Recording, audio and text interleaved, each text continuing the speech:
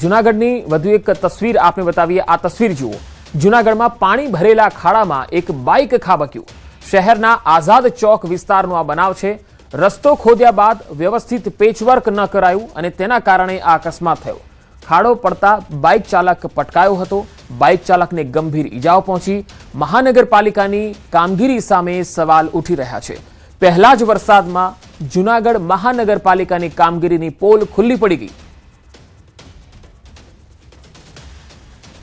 તો જૂનાગઢની આ તસવીર તમે જોઈ શકો છો। આઝાદ ચોકમાં અકસ્માત થયો। એક બાઇક ચાલક પાણી ભરેલા ખાડામાં ખાબકી ગયો। બાઇક ચાલકને ગંભીર ઈજા પહોંચી। આ ઘટના બાદ તંત્ર સફાળું જાગ્યું। આ તરફ સુરતમાં મનપાના ધજાગરા જોવા મળ્યા। અહીંયા સુરતીઓ રોડ પર નીકળતા પહેલા સાવધાન થઈ જજો। સુરતમાં ત્રીજા દિવસે પણ રોડ પર ભૂવા પડ્યા છે।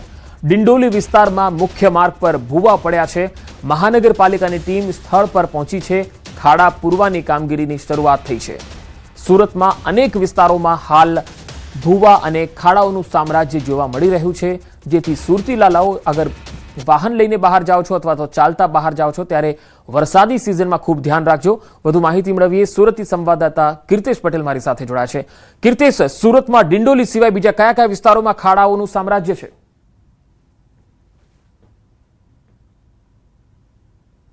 બિલકુલ પંકજ, સતત 3 દિવસથી વરસાદ વરસી રહ્યો છે ત્યારે સુરતના અલગ અલગ વિસ્તારોમાં ભૂવા પડી રહ્યા છે। ખાસ કરીને મોટા વરાછા હોય, ઉધના હોય, સારોલી વિસ્તાર હોય અને આજે ત્રીજા દિવસે ડિંડોલી વિસ્તાર મુખ્ય માર્ગ ઉપર ભૂવા પડ્યા છે। દ્રશ્યો જોઈ શકાય છે કે મહાનગરપાલિકાની ટીમ પહોંચી છે અને જે રસ્તા બેસી ગયા છે તેને સમારકામનું કામ શરૂ કરવામાં આવ્યું છે। ખાસ કરીને સ્ટેન્ડિંગ કમિટી ચેરમેન હોય કે મેયર દ્વારા આ પ્રકારની જ્યાં જ્યાં કામગીરી થઈ છે તેવા જવાબદાર કોન્ટ્રાક્ટર અધિકારીઓને ગઈકાલે ચોક્કસ નોટિસ ફટકારવામાં આવી છે અને કાયદેસરની કાર્યવાહી શરૂ કરી છે। પણ સુરતના લોકોએ વિચારવાનું છે કે લાખો રૂપિયાનો ટેક્સ જ્યારે ભરવામાં આવતો હોય છે અને સુરતના રસ્તા પર નીકળે છે ત્યારે અચાનક કેવી સ્થિતિ જોવા મળે છે। કારણ કે એક દિવસ હોય, 2 દિવસ હોય તો સમજ્યા, ત્રીજા દિવસે પણ ભૂવા પડ્યા છે ત્યારે મુખ્ય માર્ગો ઉપર ભારે વાહનો ખાડામાં ખૂપી ગયેલા વાહનો કાઢી લેવામાં આવ્યા છે અને મહાનગરપાલિકા દ્વારા હવે કહી શકાય કે જે આ 3 ફૂટ કરતાં ઊંડા ભૂવા પડ્યા છે તેમાં માટી અને કપચીનું પુરાણ કરવામાં આવી રહ્યું છે।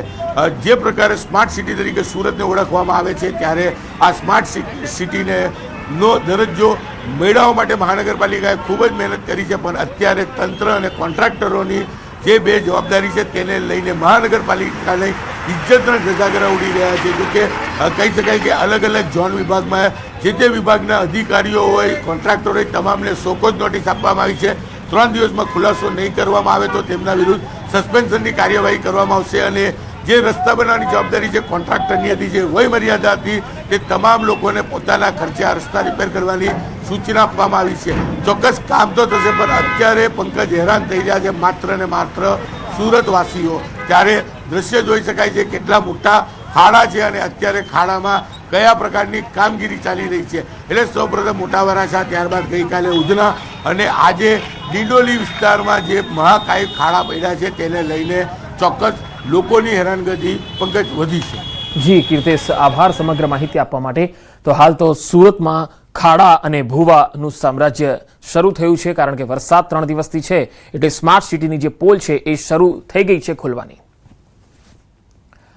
તો સુરતમાં અંતે ખાડીમાંથી મશીન બહાર કાઢવામાં આવ્યું। ઉધના સાઉથ ઝોનમાં ફસાઈ હતી ક્રેન અને ઉધનાના સાઉથ ઝોન નજીક ગતરોજ સવારથી જ ખાડીમાં ફસાયેલ પોકલેન મશીન ભારે જહેમત બાદ મોડી રાત્રે બહાર કાઢવામાં આવ્યું। અન્ય ક્રેન મારફતે ફસાયેલી પોકલેન મશીનને બહાર કાઢવામાં આવ્યું। પોકલેન મશીનમાં ખાડીનું પાણી અને કચરો ખૂબ જ જામી ગયો હતો। ખાડી સફાઈ દરમિયાન બનેલી આ ઘટનામાં સ્થળ પર એસએમસીના કોઈ પણ અધિકારીઓ દેખાયા નથી। સુરતમાં બિલ્ડિંગનો ભાગ ધરાશાયી થયો। સચિન પાલી ગામની આ ઘટના છે। ડાયાકાકા અંબાલાલની બિલ્ડિંગનો આ ભાગ ધરાશાયી થયો હતો। રાત્રે 2 વાગ્યા આ ઘટના બની હતી। સદનસીબે કોઈ જાનહાનિ થઈ નથી। સ્થાનિકો હાલમાં બેઘર બન્યા છે। વૈકલ્પિક વ્યવસ્થા કરવા સ્થાનિકોએ માંગ કરી છે। તો સુરતમાં સચિન પાલી ગામનો આ બનાવ છે જ્યાં એક બિલ્ડિંગનો ભાગ ધરાશાયી થઈ ગયો। હવે સ્થાનિકો બેઘર બન્યા છે અને એમની વૈકલ્પિક વ્યવસ્થા થાય એવી તેઓ માંગ કરી રહ્યા છે।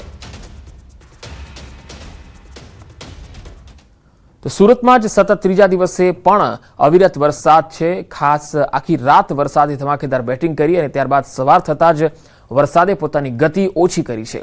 સવાર થતાં વરસાદ ધીમી ગતિએ ઝરમર પરંતુ વરસી જ રહ્યો છે. સુરતનું વરાછા, કતારગામ, રાંદેર અને અડાજણ, અઠવાલાઇન્સ અને પાંડેસરા વિસ્તારમાં અવિરત વરસાદ થઈ રહ્યો છે. આ વરસાદને લઈને સુરતી લાલાઓને ગરમીથી રાહત મળી છે, પરંતુ વાહન ચાલકોની મુશ્કેલી છે એ પાણી ભરાવાના કારણે વધી છે. તસવીરોમાં તમે જોઈ શકો છો કે પાણી ભરાયેલા છે અને તેના કારણે ટુ વ્હીલર હોય કે થ્રી વ્હીલર હોય કે પછી ફોર વ્હીલર હોય, વાહન ચાલકોને ખૂબ જ હાલાકી પડી છે. ઘણી જગ્યાએ વાહન ચાલકોના વાહનો બંધ પડી ગયા હોય એવી પણ સ્થિતિ છે. રસ્તાઓ જળમગ્ન બનવાના કારણે ખાડાઓ દેખાતા નથી અને તેના કારણે કંઈક વાહનોને પણ નુકસાન થતું હોય છે. આ સતત ત્રીજા દિવસે સુરતમાં અવિરત વરસાદ છે, જેના કારણે નીચાણવાળા વિસ્તારોમાં પાણી ભરાયા છે. હવે સાબરકાંઠાથી તસવીર આવી રહી છે. સાબરકાંઠામાં મેઘરાજાની ધમાકેદાર એન્ટ્રી થઈ. વહેલી સવારથી અનેક વિસ્તારોમાં વરસાદ શરૂ થયો છે. સાબરકાંઠામાં હિંમતપુર, ચોપલા, ચાંદરણી, ગામભોઈમાં મેઘમહેરના અહેવાલ. ખેડૂતોના પાકને નવું જીવન મળ્યું છે. ભારે ગરમી બાદ વાતાવરણમાં ઠંડક ફેલાઈ છે. વરસાદથી ખેડૂતોમાં ખુશીની લહેર જોવા મળી છે. તો સાબરકાંઠામાં વરસાદના અહેવાલ. રાતથી જ ગરમીવાળું વાતાવરણ હતું અને અચાનક વરસાદ ખાબક્યો અને મેઘરાજાની ધમાકેદાર એન્ટ્રીથી વાતાવરણ ખુશનુમા અને ઠંડુગાર બની ગયું. વહેલી સવારે સાબરકાંઠામાં હવે વરસાદી વાતાવરણ સર્જાયું છે. રાતથી શરૂ થયેલો વરસાદ સવાર સુધી પડતા ખેડૂતોના પાકને પણ નવું જીવન મળ્યું છે. સાબરકાંઠાના ગ્રામીણ વિસ્તારોમાં ખાસ વરસાદ છે. હિંમતપુર, ચોપલા, ચાંદરણી, ગામભોઈ અને હિંમતનગરની આસપાસના વિસ્તારોમાં પણ વરસાદ છે.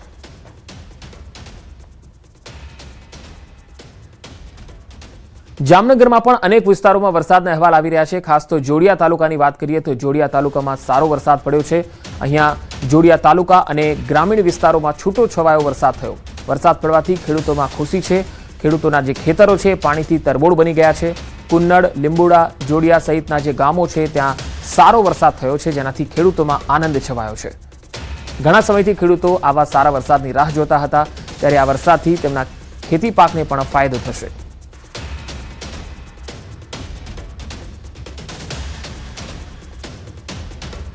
મહારાષ્ટ્રમાં મુશળધાર આફત વરસી છે. અહીંયા વહેલી સવારથી જ ફરી મેઘરાજાએ સટાસટી બોલાવવાનું શરૂ કર્યું છે. મુંબઈના થાણે, અંધેરી સહિતના જે વિસ્તારો છે ત્યાંથી આ તસવીરો આવી રહી છે. અહીંયા જળબંબાકારની સ્થિતિ છે. થાણે, ભિવંડી અને વસઈ વિરાર સહિતના વિસ્તારોમાં પાણી ભરાઈ ગયા છે અને તસવીરોમાં તમે જોઈ શકો છો વાહન ચાલકો કઈ રીતે નીકળી રહ્યા છે અને કેવી મુશ્કેલી છે. ભારે વરસાદને લીધે વાહન વ્યવહાર પણ ખોરવાયો છે.